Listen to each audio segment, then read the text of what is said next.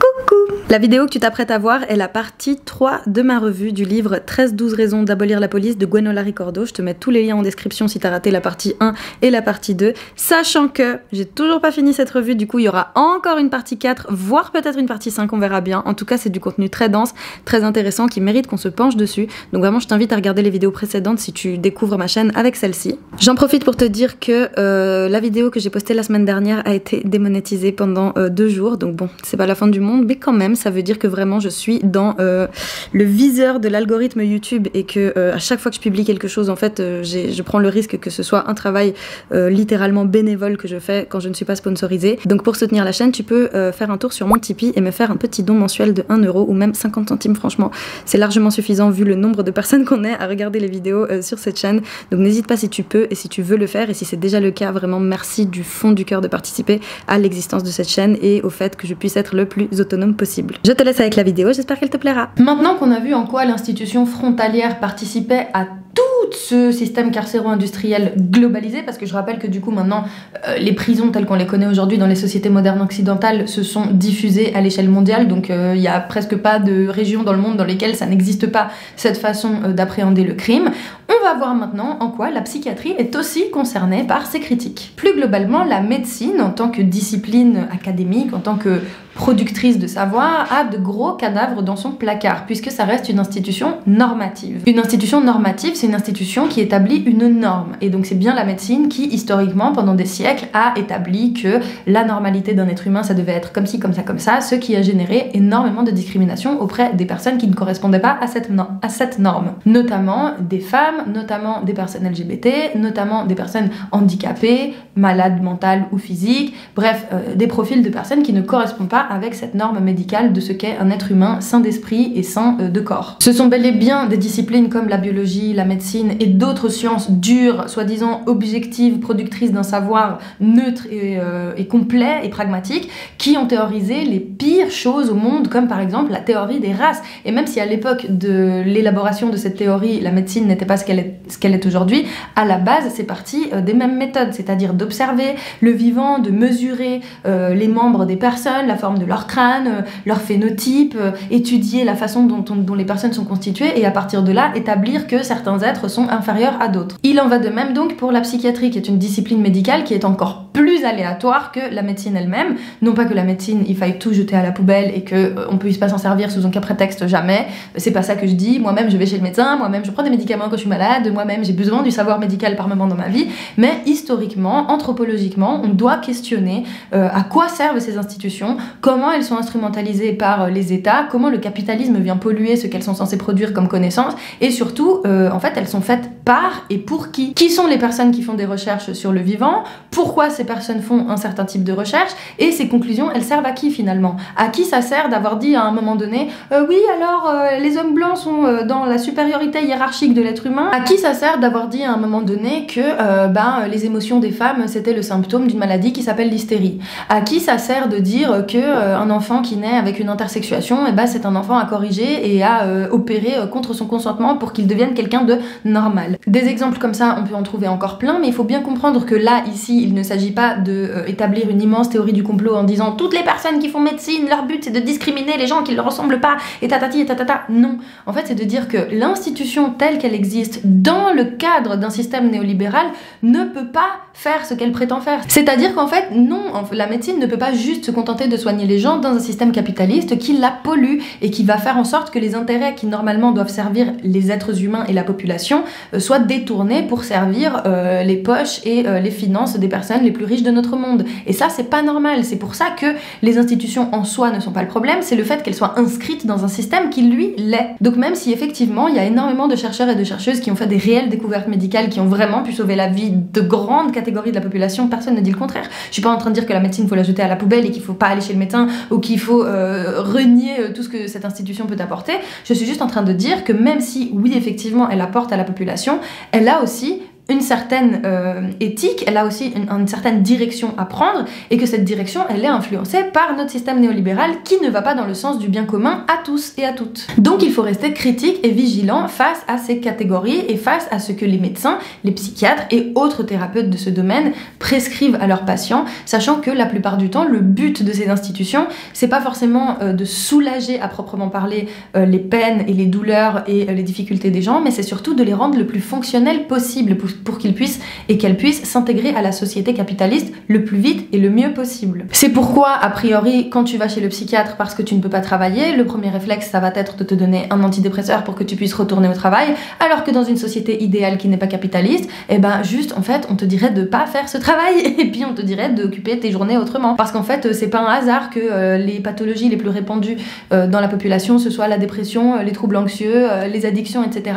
Et si c'est si répandu dans la population, c'est peut-être que, en fait, c'est pas une question de juste de maladie, mais juste de système entier qui rend tout le monde malade, en fait. Donc ces institutions, la plupart du temps, ne vont pas lutter contre la machine destructrice qu'est le néolibéralisme, le capitalisme. Elles vont souvent aller main dans la main dans son sens, en essayant de faire en sorte de rendre normal et normaux le plus de personnes possible, et celles qui ne peuvent vraiment pas parce que c'est les plus discriminées, celles qui ont le moins de ressources, celles qui ont le moins de privilèges, et tant pis pour elles, on va juste les stigmatiser, les catégoriser comme déviantes, les laisser dans une précarité, et si elles commettent des crimes, les foutre en prison. Parce que oui, quand une personne est jugée comme folle dans l'espace public, la réponse immédiate de la plupart des gens, c'est soit de l'ignorer, et si la personne fait peur parce que son comportement devient vraiment inquiétant aux yeux de la norme, le premier réflexe qui va être fait, c'est quoi? C'est d'appeler la police, parce qu'on va dire il est fou, il est dangereux, il va me tuer. Finalement, on peut avoir un gros débat sur qu'est-ce que c'est la folie, et on va se rendre compte que finalement, c'est un fourre-tout qui veut pas dire grand-chose. On traite de fous, finalement, des personnes qui ont juste énormément de détresse, aucune ressource, et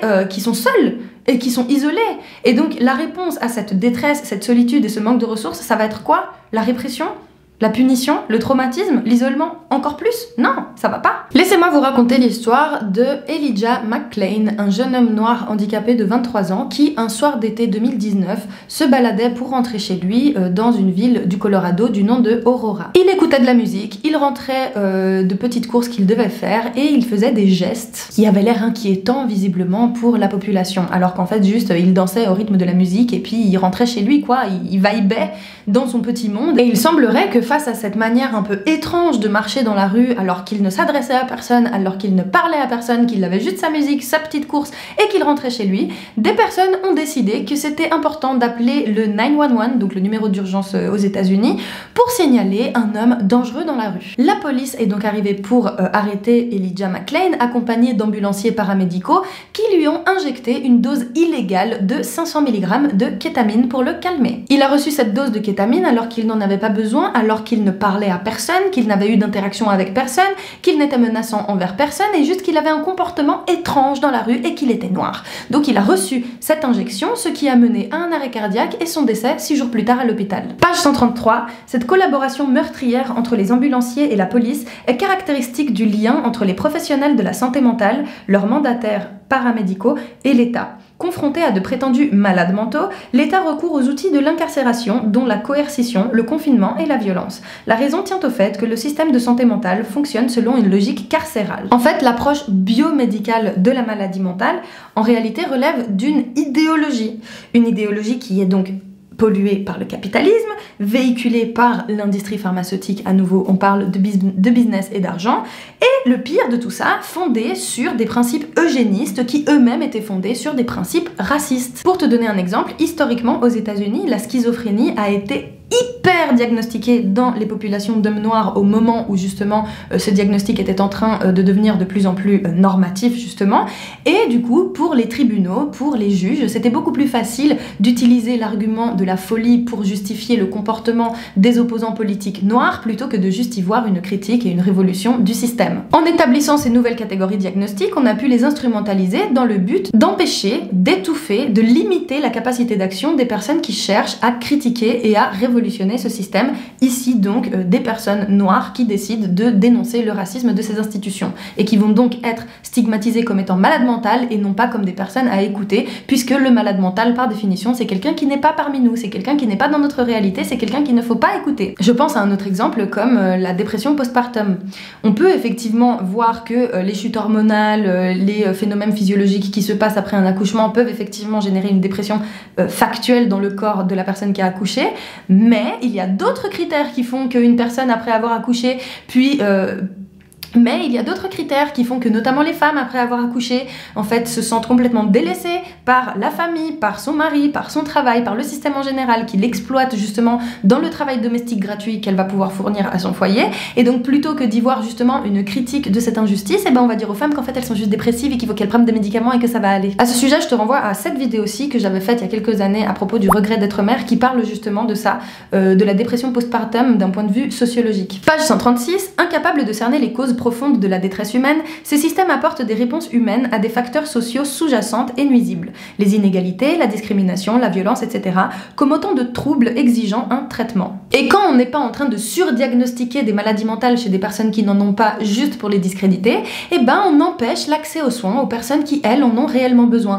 Par exemple, les troubles de l'apprentissage et du développement sont très peu dépistés chez les enfants racisés. Parce qu'un enfant racisé qui se comporte mal, c'est juste que c'est un enfant racisé, qu'est-ce que tu veux? Voilà, c'est sa culture qui le rend comme ça, c'est son ethnie qui le rend comme ça, c'est sa couleur de peau qui le rend comme ça, et non pas qu'il ait besoin peut-être d'un accompagnement, de petits aménagements pour que potentiellement ces handicaps puissent être entre guillemets corrigés et donc s'intégrer comme n'importe quel autre enfant, n'est-ce pas? Il faut bien comprendre que quand on parle donc de meurtre policier, effectivement les premières victimes qui nous viennent à l'esprit ce sont des jeunes hommes racisés et notamment des jeunes hommes noirs, mais il y a une part immense parmi ces victimes de personnes qui en fait étaient aussi handicapées. Et c'est à cause de leur handicap physique ou mental qu'elles ont été justement dans cette situation dans laquelle on les a tuées.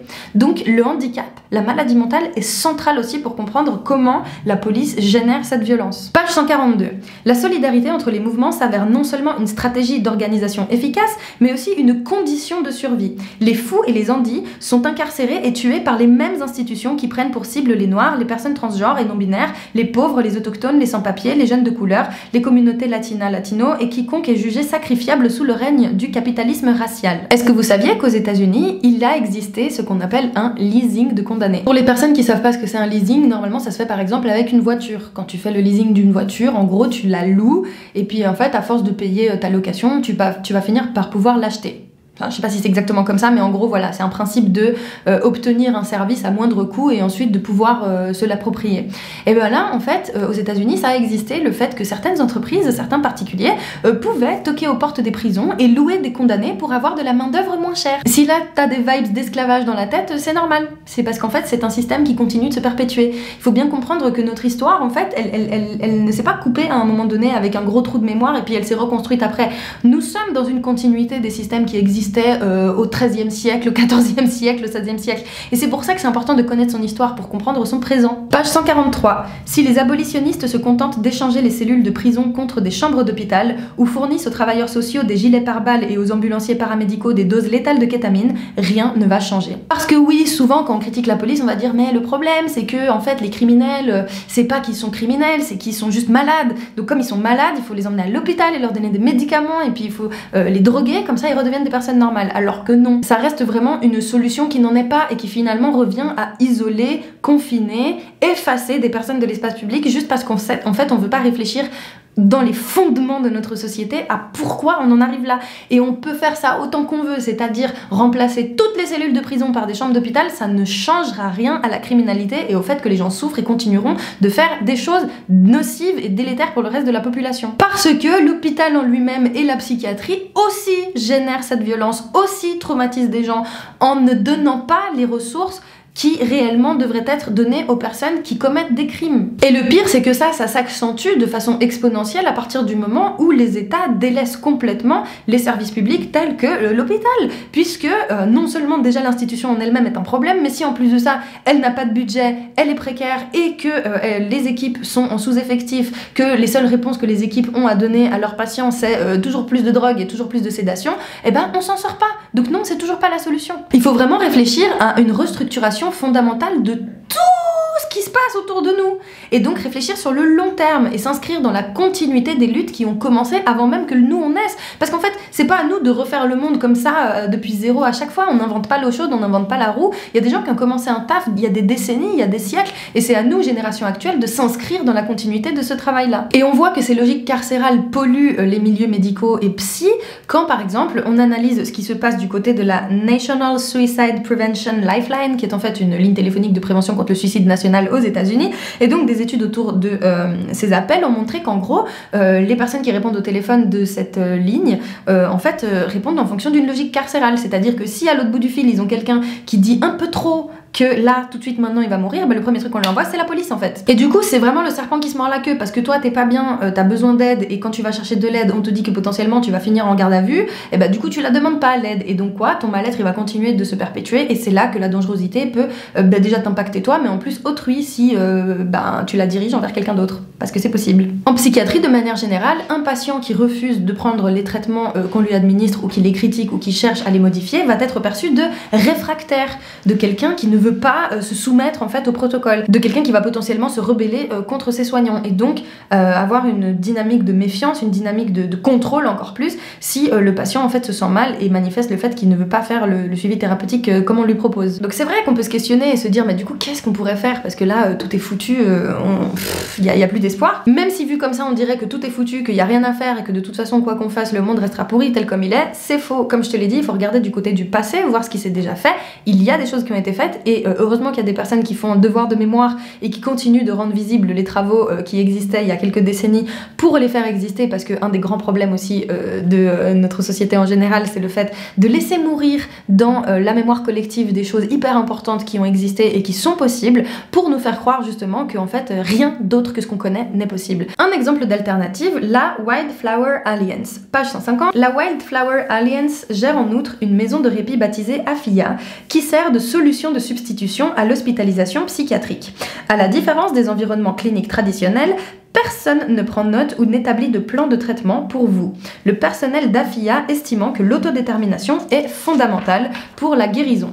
Tous les espaces et groupes animés par la Wildflower Alliance, dont AFIA, sont offerts gratuitement à la communauté. Construire des espaces comme ça est fondamental dans une optique abolitionniste, et il faut les multiplier, ces espaces, pour montrer qu'on peut faire autrement, qu'on peut faire différemment, et qu'on va faire par et pour nous surtout. Il existe un modèle international de peer support par exemple. Le peer support, en gros, c'est l'aide par les pairs. Peer, c'est les pairs, et support, c'est l'aide.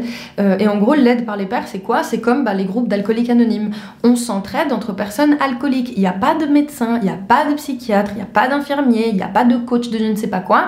Il n'y a que des personnes alcooliques qui aident d'autres personnes alcooliques à se sortir de l'alcoolisme. Et ben c'est ça, l'aide par les pairs. Les patients psychiatriques se retrouvent très souvent beaucoup mieux accompagnés par d'autres patients qui, eux, ont trouvé des ressources, sont un peu stabilisés, ont réussi à obtenir certaines choses et les partager, que par les thérapeutes officiellement formés avec le savoir, la théorie, les dosages, les machins. Et ça, c'est dit par énormément de patients. C'est un témoignage que l'on retrouve dans beaucoup d'espaces. J'en ai fait moi-même l'expérience lors de ma dernière hospitalisation. Les 2 personnes avec qui j'étais dans ma chambre d'hôpital, qui ont été diagnostiquées avec le même trouble que moi, me l'ont dit, que ça leur avait fait plus de bien de discuter avec moi et de tout ce que j'avais appris sur le trouble que de parler directement avec les thérapeutes. Parce qu'en fait, les thérapeutes viennent avec une grille de lecture qui est normative, qui est celle de ce qu'ils ont appris à l'école, qui est celle de l'altérisation aussi, parce que les professionnels, en fait, ils partent du principe que nous n'avons rien à voir, nous, professionnels et patients, alors que justement, dans une prise en charge liée au trouble de la santé mentale, c'est hyper important pour les patients d'avoir la sensation d'être reconnus et d'être les mêmes que les autres, en fait, et pas de se sentir comme étant un genre de chose à analyser, un truc bizarre qui est différent de la norme. Et donc, l'aide par les pairs est vraiment fondamentale et centrale pour la prise en charge face à des choses assez atroces comme la précarité, comme les violences, comme tout ce qui touche la misère humaine de manière générale. Et on peut le voir par exemple dans les espaces féministes. Une femme qui a vécu des violences conjugales se sentira beaucoup plus à l'aise en présence d'autres femmes qui ont surmonté les mêmes violences et qui ont réussi à trouver des solutions que par un avocat, que par une psy, que par machin. Ça veut pas dire que ça n'existe pas, hein. des bons professionnels de ces milieux-là. Ça veut juste dire qu'en fait, les dynamiques qu'il y a derrière ne sont pas idéales et que vraiment, on gagnerait tous et toutes à essayer de beaucoup plus investir l'aide par les pairs en général, quel que soit le domaine. Donc, ce modèle international de peer support propose des façons non coercitives le plus qu'on peut, parce que les gens disent ça, mais après ils proposent quand même des trucs coercitifs, après ça dépend voilà, des sensibilités de chaque personne, mais l'idée c'est de vraiment faire le moins de répression possible pour répondre à la détresse des personnes face à des situations difficiles. En fait, le problème c'est que dans nos systèmes, aider, ça devient un métier. Alors que aider, ça devrait être juste une composante naturelle de nos rapports interindividuels quotidiens. Ça devrait être juste quelque chose qui fait partie de notre façon de faire communauté dans la société. Mais non, maintenant on en vient à ce que si notre vocation c'est d'aider autrui, eh ben ça doit devenir un travail et ça doit être reconnu et cadré et fait dans une certaine dynamique. Alors que si on vivait dans un monde dans lequel c'était juste quelque chose d'acquis pour tout le monde, qu'en fait on vient en aide aux autres, qu'on est dans un truc d'empathie et de compassion, eh ben peut-être que la majorité des problèmes sociaux qu'on connaît aujourd'hui, peut-être qu'ils seraient diminués drastiquement justement. Donc le but c'est pas de se substituer à ces experts qui viennent avec leur grand savoir académique et médical en disant mais nous en fait on a étudié les synapses du cerveau et puis on vous dit que vous êtes fous et que nous non. Le but c'est pas de les remplacer pour devenir nous des pseudo-héros en disant que nous on a les réponses et que du coup on va sauver les gens qui sont comme nous et qui n'ont pas encore eu les bonnes réponses. Le but c'est de vraiment démocratiser, horizontaliser les savoirs, les ressources, les espaces pour que tout le monde y ait accès au mieux. C'est juste une façon de dire qu'en fait l'aide dont on a besoin, on peut l'obtenir ailleurs que de la part des trucs officiels, des gens dont c'est l'expertise, des personnes qui savent. Des fois l'aide en fait ça peut être quelque chose de carrément différent que oui vous devez aller chez le médecin, il va vous donner un médicament avec un diagnostic. Des fois l'aide c'est juste parce que quelqu'un t'a croisé à l'arrêt du bus, t'a vu pleurer et est venu te tendre un mouchoir et a voulu discuter avec toi 5 minutes. Ça peut déjà faire toute la diff, oui. Page 152. La solidarité avec les personnes folles consiste à les encourager à définir elles-mêmes leurs expériences et à décider de façon autonome du cours de leur vie. Elles peuvent par exemple choisir de prendre des médicaments psychiatriques ou non. L'idée c'est de vraiment donner le choix aux gens qui soient informés et qu'ils aient vraiment un consentement éclairé par rapport à ça, ce qui n'est pas le cas de la majorité des patients. Il y a un projet qui s'appelle The Icarus Project qui propose un guide pour les médicaments psychotropes afin que les usagers eux-mêmes soient au courant de qu'est-ce que les médicaments font, quels dosages font quoi, quels sont les risques face à cette prise de médicaments, quels sont les risques face à l'arrêt de ces médicaments et surtout leur donner tous les outils possibles et imaginables pour que ces personnes puissent être armées et prendre des décisions pour elles-mêmes. C'est l'idée de l'autodétermination. Page 152. S'il ne fait aucun doute que nos mouvements doivent accorder une plus grande place à la guérison, le soin de soi ne saurait constituer une solution. Le soin de soi est un produit du capitalisme racial qui conçoit des outils pour aider les employés surmenés à gérer le stress, mais sans jamais remonter à ses causes profondes. À la place du soin de soi, nous proposons une culture de soins collectifs. Page 153. Les soins collectifs impliquent de bâtir des organisations où les gens peuvent être malades, tristes, plus lents, avoir des besoins ou arriver en retard à cause d'une panne d'autobus, où il y a de la nourriture aux réunions, où des gens travaillent de la maison sans devoir se justifier, où notre façon de fonctionner tient compte des réalités des femmes de couleur, handicapées, qui sont souvent obligées de travailler alors qu'elles sont alitées, au chevet de leurs enfants, ou se sentent trop dingues pour sortir ce jour-là, où nous prenons soin les unes des autres et n'abandonnons personne. Et en fait, cette philosophie-là repose sur un modèle que l'on appelle le modèle social du handicap. C'est une façon d'aborder le handicap et la maladie, de manière générale, comme étant des produits de l'environnement social et non pas comme des réalités factuelles biologiques d'une personne. Le modèle médical jusqu'ici disait qu'en gros le handicap et la maladie étaient quelque chose de propre au corps humain. Par exemple, tu es un enfant qui naît sans bras, et ben on va dire que voilà c'est ton corps qui est handicapé parce que normalement tout le monde a des bras, toi tu n'as pas de bras, donc le modèle médical dit que tu es handicapé parce que tu as un corps défectueux. Alors que le modèle social du handicap va dire qu'en fait c'est pas parce que t'as pas de bras que t'es handicapé, c'est juste parce qu'on vit dans une société qui ne permet à aucun moment de vivre sans ses bras. Voilà. Il en va de même pour la maladie mentale. Est-ce que c'est vraiment les personnes qui sont malades parce qu'elles sont déprimées, angoissées, parce qu'elles ont des hallucinations, parce que ci ou parce que ça, ou est-ce que c'est juste des réactions normales à la violence que le système leur inflige? Et attention, ici, il ne s'agit pas de dire qu'un modèle est juste et l'autre modèle est faux. On est en train de dire que la société actuelle dans laquelle on vit est fondée sur le modèle médical et que ce serait pas mal de se pencher sur le modèle social du handicap pour chercher d'autres pistes de prise en charge et d'autres solutions. Page 155. N'attendons pas que le reste du monde change. Inventons un avenir abolitionniste ici et maintenant, dans nos relations, nos mouvements et nos communautés. Pour un monde sans prison, police ni service psychiatrique. On arrive à la dernière partie de cette vidéo et ensuite on pourra faire la troisième et dernière partie de cette revue parce que comme pour le livre Le conflit n'est pas une agression, c'est tellement dense qu'il m'a fallu plusieurs heures de vidéos pour pouvoir te faire tout le résumé. La meuf, la prochaine fois, elle a juste à lire les pages hein, et puis ça ira plus vite. Maintenant, on va parler de comment la police, finalement, est au service de l'ordre sexuel capitaliste tel qu'on le connaît aujourd'hui. Très souvent, quand on s'engage contre les violences faites aux femmes, un des premiers réflexes que l'on a en tant que féministe, c'est de dire qu'on va lutter pour que le système judiciaire soit plus efficace, plus sévère avec les coupables, qu'il soit plus exemplaire, enfin bref, on va utiliser beaucoup le jargon judiciaire et policier pour dire qu'en gros, il faut mieux former les policiers, il faut qu'il y ait plus de patrouilles, il faut que quand les policiers prennent les plaintes, ils aient plus vite une réaction, etc. Donc ça, c'est l'élan naturel de la majorité d'entre nous, moi y compris. Mais ça, c'était avant de comprendre comment fonctionnait réellement le système légal, judiciaire, carcéral, etc. et de se rendre compte que finalement, en fait, ça équivaut à pisser dans un violon que de demander ce genre de choses. Attention, attention, attention, je dis pas que les avancées juridiques autour de, par exemple, la reconnaissance du viol conjugal, la reconnaissance du droit au divorce, la reconnaissance du droit d'avoir un compte bancaire, etc. sont vaines. Je ne dis pas que les avancées qu'on a fait sur ces plans-là ne servent à rien. Je dis juste qu'à nouveau, c'est mettre une énergie massive pour des changements minuscules quand cette énergie massive pourrait être mise ailleurs pour faire des changements beaucoup plus globaux et massifs. Oui, c'est très bien de chercher à changer la loi, oui, c'est très bien de faire en sorte que les policiers soient formés, etc. Oui, oui, oui, oui, mais toute cette énergie, c'est une énergie perdue quand on sait comment la machine, elle, réagit.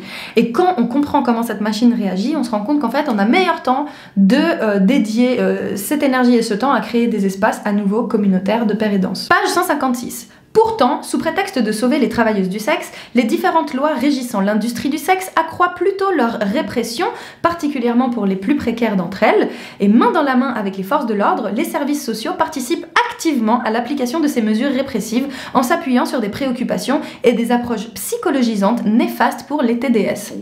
Autrement dit, plutôt que d'à nouveau se pencher sur les causes de pourquoi une personne précaire en détresse va exercer ce genre de travail qui est très dangereux pour elle-même et qui peut la mettre dans une situation de précarité plus, qu'est-ce qu'on va dire? Qu'elle est malade mentale, qu'elle a besoin d'être sauvée, qu'en réalité elle ne se rend pas compte de ce qu'elle fait, qu'il faut l'isoler de l'environnement dans lequel elle gravite, etc. Et ce n'est pas une solution sur le long terme. Et c'est pas une solution tout court parce qu'en fait, ça va inciter les personnes à toujours plus mentir, toujours plus se cacher, toujours plus exercer dans des conditions justement où elles sont isolées, où elles ne sont pas à la vue du public parce que justement si on réprime le travail du sexe, il faut pas qu'on fasse du travail du sexe visible, donc qu'est-ce qu'on va faire? On va se mettre dans des forêts, dans des espaces où personne ne peut nous voir, personne ne peut accéder à nous et donc nous mettre encore plus en danger. Page 157. Si aujourd'hui le travail domestique n'est plus confiné à la sphère privée, les emplois qui y sont liés demeurent néanmoins dévalorisés, sous-payés et largement féminisés. Les coupes budgétaires dans les services publics, donc garderies, écoles, hôpitaux, aggravent les conditions de travail déjà difficiles. De plus, une part grandissante du travail domestique, comme les soins aux aînés, qui revenait auparavant aux femmes blanches, est assurée par des femmes migrantes et racisées. Mais plutôt que d'offrir des conditions de travail décentes dans des services où sévit notamment la pénurie de main-d'œuvre, l'État employeur préfère criminaliser celles qui se tournent vers le travail du sexe pour échapper à la précarité. Actuellement, ce sont les personnes migrantes sans papier qui sont les premières cibles de la police dans les descentes visant à démanteler les réseaux de traite humaine, de proxénétisme, etc. Donc on pourrait, comme ça, a priori, se dire que c'est très bien la lutte contre l'esclavage sexuel, c'est très bien la lutte contre la traite humaine, etc. Et personne ne dit le contraire. Bien sûr que si on peut faire en sorte que ça n'existe plus, ce genre de choses, tout le monde y gagne. Le problème, c'est que la façon qu'on a de répondre à ces problématiques-là entraîne une précarisation et une mise en danger encore plus violente des personnes qui sont déjà les plus vulnérables dans ces milieux-là. Leurs activités sont considérées comme des vecteurs d'exploitation et de trafic sexuel. Donc en fait, elles vont souvent être criminalisées plutôt que vraiment sauvées. Et on s'attarde souvent sur les conditions horribles d'exercice du travail dans ces milieux-là, mais il y a aussi énormément de personnes migrantes, racisées, sans papier, etc., qui travaillent dans des jobs alimentaires, par exemple, dans des usines, dans des entreprises qui les maltraitent tout autant, et c'est pas parce qu'on parle pas de leur sexe que c'est moins grave. Sauf que là, bizarrement, on n'en a rien à faire de savoir que des gens sont sous-payés, ont des santé merdiques et sont harcelés au travail et maltraités, et carrément qu'on empêche de se suicider sur leur lieu de travail. Ça, non. Ça, c'est l'entreprise. C'est le monde professionnel. C'est comme ça. Laissez-moi vous raconter l'histoire de Lucie et Nikki, deux personnes qui partageaient un appartement où elles travaillaient ensemble, donc dans le domaine du TDS. Un jour, alors que Nikki se faisait agresser par un client, la voisine qui l'entendait crier a appelé la police, qui, une fois sur place, a contacté l'ASFC. Probablement une institution encore plus répressive. Résultat, les deux femmes ont été arrêtées et finalement déportées. Nikki parce qu'elle était sans statut depuis le rejet de sa demande d'asile, et Lucy parce que les autorités l'ont accusée de trafic de personnes, puisqu'elle aurait aidé Nikki à promouvoir ses services et à transférer de l'argent dans son pays d'origine. Si beaucoup se souciaient des traumatismes vécus par les TDS dans l'industrie du sexe, peu s'inquiètent du sort des TDS migrantes qui se retrouvent détenues, qu'elles soient finalement libérées ou déportées. Ces dernières sont soumises au pouvoir arbitraire des policiers et des agents frontaliers qui décideront laquelle est une victime à sauver et laquelle est une criminelle à arrêter. Ce sont justement les femmes pauvres et racisées qui vont être systématiquement vues comme des criminels à arrêter et à renvoyer chez elles, alors que la bonne victime, donc la femme blanche issue d'un bon milieu qui aurait été prise dans les mailles d'un système horrible, elle sera une victime à sauver. Et c'est précisément cet amalgame entre traite humaine et travail du sexe qui permet que ce système continue de s'auto-générer. Alors que si on arrivait vraiment à reconnaître le travail du sexe tel qu'il est et à le différencier de la traite humaine et de considérer la complexité de l'exercice de ce travail, la complexité des profils de personnes qui exercent ce travail, eh ben on pourrait vraiment mieux lutter contre l'esclavage, contre la traite humaine, contre la violence en général, tout en assurant des droits, une protection et un suivi aux personnes qui comptent rester dans le travail du sexe et exercer ce métier de la façon la plus safe possible. Le problème, c'est que depuis les années 1980, énormément de groupes, d'associations, de campagnes féministes ont travaillé main dans la main avec les forces de l'ordre et ont même avoué déployer des groupes d'infiltration et des opérations de sauvetage armé dans des espaces où les travailleuses elles-mêmes n'étaient pas spécialement soumises à du trafic humain et ont été au contraire criminalisées. Page 165. Si la police et les organisations anti-traite redorent leur image avec de coûteuses campagnes de communication qui maquillent les conséquences néfastes de leur approche, elles soutiennent concrètement très peu la réhabilitation des victimes réelles de trafic humain qu'elles prétendent pourtant sauver. Page 166. Les services sociaux jouent un rôle répressif à l'égard des TDS, les mères sont particulièrement exposées à la remise en question de leurs compétences parentales en raison de leur métier, entre autres lors de conflits de séparation arbitrés par l'État. Elles ont fréquemment affaire aux services de protection de la jeunesse, alors que leur métier est souvent ce qui leur permet d'offrir une certaine qualité de vie à leur famille. Pour les peuples autochtones du Canada, les services de protection de la jeunesse sont une continuation du système colonial des pensionnats autochtones. Quand une travailleuse du sexe rencontre réellement un problème dans le cadre de son travail et qu'elle est violentée par son patron par exemple, c'est rarement vraiment les policiers, les personnes du corps judiciaire ou les travailleurs psychosociaux qui vont pouvoir réellement lui apporter une ressource. Au contraire, tous ces organismes-là vont faire ce qu'on appelle de la victimisation secondaire, c'est-à-dire qu'ils vont rajouter des problèmes supplémentaires et encore plus une image dégradante à la personne que ce qu'elle avait déjà avant. À ce sujet, je t'invite vraiment à regarder cette vidéo qui parle de pourquoi en gros y a des femmes qui se prostituent et surtout qu'est-ce que ça leur apporte et surtout pourquoi ça dure depuis un certain temps et surtout pourquoi elles préfèrent ça à se marier la plupart du temps puisque, je te laisse découvrir dans la vidéo, souvent ça les permet d'être beaucoup plus autonomes, d'avoir beaucoup plus d'argent et d'être beaucoup plus libres dans la façon qu'elles ont de vivre leur vie que le mariage hétérosexuel. Donc le problème c'est que la prise en charge policière et la répression autour de la traite humaine fait que toutes les personnes qui ne correspondent pas au modèle de la parfaite victime, c'est-à-dire la majorité des TDS, se retrouvent à être plus précarisées, avec moins de ressources et criminalisées, au lieu d'être réellement aidées dans l'obtention des choses dont elles ont besoin. Tant que leurs revenus et leur travail ne seront pas considérés comme légitimes, les TDS seront toujours dans la position de victimes bénéficiaires. La reconnaissance de leurs droits passe donc nécessairement par la décriminalisation complète de leur travail. Comme le souligne Morgane Merteuil, si les travailleuses du sexe peuvent être définies comme l'armée de réserve des femmes exploitées dans le travail salarié, domestique ou le mariage, alors l'amélioration de leurs conditions de travail ne peut être bénéfique à ces dernières. Autrement dit, ça arrange bien la société de ne pas améliorer la vie des travailleuses du sexe parce que ça leur permet de mieux exploiter toutes les autres femmes. Page 169, l'État et ses institutions ne pourront jamais protéger les TDS, ni les femmes, ni les personnes migrantes et racisées, tout simplement parce qu'il est garant de l'organisation capitaliste, patriarcale et raciste de la société. L'abolition de la police est certes un levier pour récupérer son budget dans l'intérêt de nos communautés, mais l'appropriation des ressources de l'État doit s'accompagner d'un refus catégorique de collaborer avec celui-ci. C'est l'ensemble du système pénal et de ses structures périphériques, dont les services frontaliers, qui doit être démantelé. Sur mon profil Instagram, tu peux trouver des posts écrits qui résument encore plus mais sous forme de petits textes. Du coup, le contenu de ces vidéos revues, je suis en train de faire des petits textes de toutes les vidéos revues de livres que j'ai fait à partir de Désirer à tout prix, je crois, mais je vais en faire d'autres. Donc voilà, si tu veux revenir sur le contenu de ces vidéos de façon beaucoup plus rapide, beaucoup plus concise et écrite, du coup, tu peux aller sur mon compte Instagram. Il y a une story à la une avec tous les posts écrits qui résument les bouquins que je résume déjà sur YouTube en vidéo. Donc voilà, je pense que là, il y a de la matière. Pour une raison qui m'échappe, j'ai perdu la fin de la vidéo, donc me revoici la Caro du montage. J'espère que cette vidéo t'a plu, merci de l'avoir regardée jusqu'à la fin. N'hésite pas à regarder dans la description aussi les différents liens que j'aurais postés pour aller plus loin dans tout ce que j'ai pu te partager.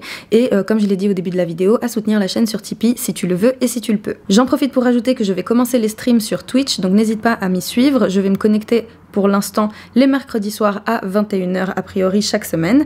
Je vais voir si c'est un rythme qui me convient, sinon je changerai le jour et l'heure. Mais pour l'instant on garde les mercredis soirs et du coup j'ai trop hâte de commencer à papoter avec vous tous, là ça va être trop bien. Donc voilà, j'espère que ça t'a plu, j'espère que ça a pu te créer des réflexions intéressantes, que ça a pu nourrir ton argumentaire si t'en avais besoin. Et on se retrouve bientôt dans une nouvelle vidéo. D'ici là, prends grand soin de toi et n'oublie jamais que je t'aime très fort.